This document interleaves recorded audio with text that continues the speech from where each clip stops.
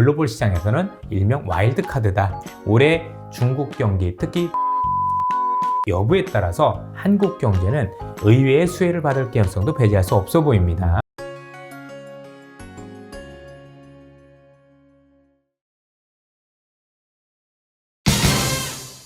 그럼 이것도 여쭙고 싶어요. 이제 미국 국채 시장이 좀 사실 수급이 많이 꼬였다라고 말씀 주셨는데, 사실 어떻게 보면 이제 소위 체리니 분들이 이제 소위 안전자산 아니면 투자 등급 회사채를 사시면서 그 대표적으로 담는 자산이 미국 국채인데요. 이와 관련해서 사실 BOJ나 이런 정책 변화 가능성이 이 미국채, 지금 체리니들에게 좀 뭔가 위협으로 다가갈 그런 리스크 요인은 없나요? 가능성이 없진 않습니다만 조건이 있습니다.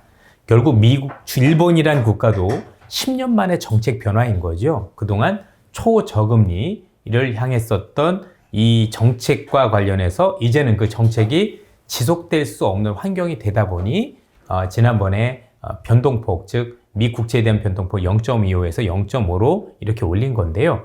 궁극적으로 일본이 현재 가고 있는 이 출구 전략과 관련해서 원활한 출구 전략이 되기 위해서는 미국과 정책 공조가 필요합니다.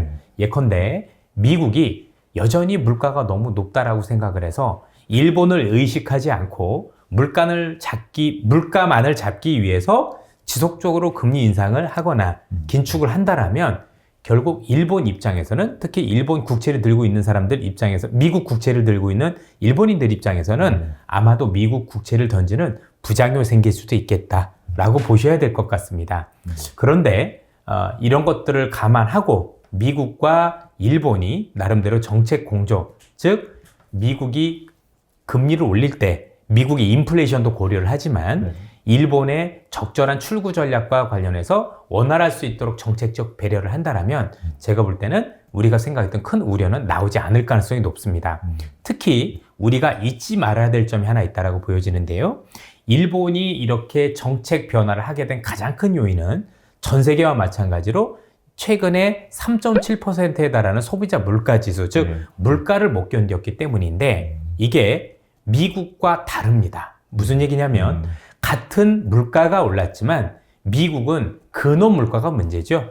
즉 일반적인 물가 외에도 주거비라든가 아니면 정말 내려가기 힘든 인건비 이런 것들이 올라가면서 사실 물가가 쉽게 떨어지지 않을 그런 물가라는 게 미국이지만 일본은 좀 다릅니다. 일본의 물가가 3.7%까지 올랐던 가장 큰 배경에는 사실 엔화 약세가 있는 거죠. 엔화 약세에 따라서 에너지 가격 그리고 농산물 가격이 급등을 하면서 우리가 흔히 얘기하는 물가가 올랐거든요. 그러면 반대로 얘기해서 실제 일본한테 필요한 건 금리가 오르는 게 아니라 엔화 강세가 필요한 겁니다. 엔화 강세를 통해서 일정 수준의 수입 물가가 낮아졌을 경우 물가를 안정시킬 수 있기 때문에 제가 보기엔 일본이 우리가 생각하는 만큼 금리를 마구마구 올린다거나 또는 정말 시장에서 우려하는 만큼의 우리 어떤 그 급진적인 통화정책 변경은 하지 않을 가능성이 높습니다. 아마도 제 방송을 보신 분들은 여러 차례 느끼셨겠지만 일본이란 국가의 GDP 대비 260%가 국가 부채고 또 거기와 관련된 국채를 대부분 일본은행이 많이 들고 있기 때문에 급격한 정책 변화를 했을 경우 일본 정부 또는 일본 국민들도 굉장히 위험해질 수 있는 상황이 되겠죠. 이런 점들을 감안하면 아주 스텝 바이 스텝으로 천천히 할 건데 그 하는 폭도 우리가 생각하는 만큼 우려만큼 하지는 않을 것 같다. 다만 우리가 우려할 상황이 된다면 그건 일본의 정책 변화보다도 일본이 출구 전략을 실시할 때 미국과 정책 공조가 안 되면서 미국이 나 혼자 달아가는 그림이 나올 때 이런 일이 생길 것 같다 정도로 판단하시면 될 것 같고 일본은 지금 원하는 게 사실은 엔화 강세 정도다. 그래서 전체적으로 엔화 강세가 어느 정도 유지가 된다라고 보면 앞서 말씀드렸던 일본의 출구 전략은 의외로 연착륙 가능성도 높아 보입니다. 한국 증시가 뭔가 이제 좀 올해 추세 반등의 계기를 마련되는 그 제일 중요한 조건 중에 하나가 중국이 확실하게 리오프닝이 되면서 이제 세계 경제 좀 성장 동력으로 좀 복귀하는 그런 그림을 그려보셨는데요. 이와 관련해서 최근 뭐 중국의 흐름 어떻게 보고 계신지 그리고 한국 증시에 미칠 영향도 한번 말씀 부탁드립니다. 우선 뭐 지금 중국이 굉장히 극심한 코로나 현재 그 확산을 겪고 있죠. 가장 우려되는 부분이라면 역시 변이일 겁니다. 통상적으로 이렇게 급격하게 코로나가 확산되는 경우 우리가 생각지도 못한 변이가 있고 이 변이가 중국 같은 경우는 워낙 글로벌적으로 이렇게 뻗어나가는 사람들이 많기 때문에 이 친구들이 계속 글로벌적으로 왔다 갔다 하면은 이 변이를 확산시키면서 글로벌 경제에 부정적인 영향을 줄 수 있는 게 가장 큰 우려일 텐데, 만약에 이런 우려만 없다라면, 즉 현재 우리가 알고 있는 범위 내에서 변이가 출현을 한다라면 조만간 중국 같은 경우 생각보다 빠르게 리오프닝으로 진입할 수 있을 것 같습니다. 그리고 우리도 이미 경험을 했지만 미국을 비롯해서 전 세계 모든 국가는 이렇게 급격하게 코로나가 확산됐었을 때 생각보다 빠른 시일 내에 위드 코로나가 됐던 걸 경험을 했죠. 네. 그런 경험을 바탕으로 해야 될 것 같고, 특히 중국은 다른 국가에 비해서 너무 오랜 기간 동안 그것도 너무 타이트하게 방역을 실시했었죠. 우린 그래도 돌아다니기로도 했지만 중국인도 그렇지도 못했고, 그렇게 감안했었을 때 중국인들의 어떤 그 보복 소비, 그게 우리가 생각했던 것보다 훨씬 더 크고 강하게 진행될 개연성이 있다. 그렇게 놓고 보면 올해 미국의 경기 침체 우려가 있지만 이 경기 침체 우려를 상당 부분 중국의 리오프닝이 상당 부분 완충해 줄 수 있다라고 생각을 하고 있습니다. 따라서 중국 같은 경우에 이런 어떤 그 움직임들이 글로벌 시장에서는 일명 와일드 카드다. 즉 생각지도 못했는데 패를 바꿀 수 있는 어떤 그 전세를 역전시킬 수 있는 새로운 카드라는 단어를 쓰기 시작했다라고 본다라면 올해 중국 경기, 특히 보복 소비의 여부에 따라서 특히 중국의 수출 비중이 높은 한국 경제는 의외의 수혜를 받을 개연성도 배제할 수 없어 보입니다. 따라서 이 경우에는 지수도 중요하지만 아마 이에 따른 생각보다 좋은 수익률 게임 가능성이 높다라고 보여지고, 투자자분들한테는 어려운 시장 가운데서도 뭔가 새롭게 돌파구를 찾을 수 있는 좋은 변수가 될 것으로 기대를 하고 있습니다. 이와 관련해서 사실 그동안 이제 중국이 한국의 최대 무역 흑자국으로서 이제 다양한 한국의 이제 주요 제품들을 이제 수출을 해왔지 않습니까? 그렇다면 이제 중국이 마찬가지 견해로 리오프닝을 한다고 했을 때 과연 한국의 수출이 이전만큼의 동일한 업종과 동일한 크기로 수혜를 볼 것이냐에 대해서는 좀 회의적일 수도 있을 것 같은데. 이에 대해서 그렇습니다. 저도 그 부분엔 상당 부분 동의하고, 이미 글로벌 경제의 어떤 틀이 바뀌고 있다는 점에 대해서도 여전히 우려의 시각이 있는 것도 사실입니다. 그러나 우리가 지난 3년간 워낙 중국이라는 국가를 지워놓고 있었잖아요. 지금도 수많은 유튜버를 하시는 분들 보면 제가 보더라도 너무 훌륭하시고, 저 역시도 그분들의 의견을 많이 듣기도 하고 제가 놓치는 부분을 찾기도 합니다. 그런데 그분들 의견의 공통점, 저를 비롯해서 역시 보면 너무 미국 중심으로 시장을 파악하려는 흐름들이 있었죠. 이런 흐름들 안에는 역시 연준의 정책이 굉장히 중요하기도 했지만 그만큼 우리가 3년 동안 중국에 대한 어떤 역할을 지웠기 때문이 아닌가라는 생각이 드는데, 아무리 그렇다 하더라도 한국이 중국에 대한 수출 비중이 여전히 22%를 넘기 때문에 그 부분을 무시할 수는 없고, 우리가 기대하지 않았던 부분에서 소비가 살아나고 수요가 살아나는 거기 때문에 그걸 그렇게 애써 폄하할 필요까지는 없지 않겠느냐. 특히 중국 같은 경우 경기가 좋아졌을 경우 단순히 중국이 우리 물건을 수입해가는, 즉 한국의 수출이 늘어나는 역할 말고도 중국의 위안화가 강세로 변환될 수 있잖아요. 이 경우에 원화도 동반 강세로 진행될 수 있기 때문에 외국인 입장에서는 환차익만 가지고 또 한국 시장을 녹화할 수 있는 좋은 기회가 될 수 있다는 점에서 제가 보기엔 이를 애써 너무 그렇게 폄하해서 낮게 볼 필요는 없지 않겠느냐라고 보고 있습니다. 네, 감사합니다. 그러면 이제 외국인 말씀해 주신 김에 사실 오늘 오늘 시장 포함해서 이제 사실 오늘은 이제 촬영일 기준으로 1월 9일 이제인데요.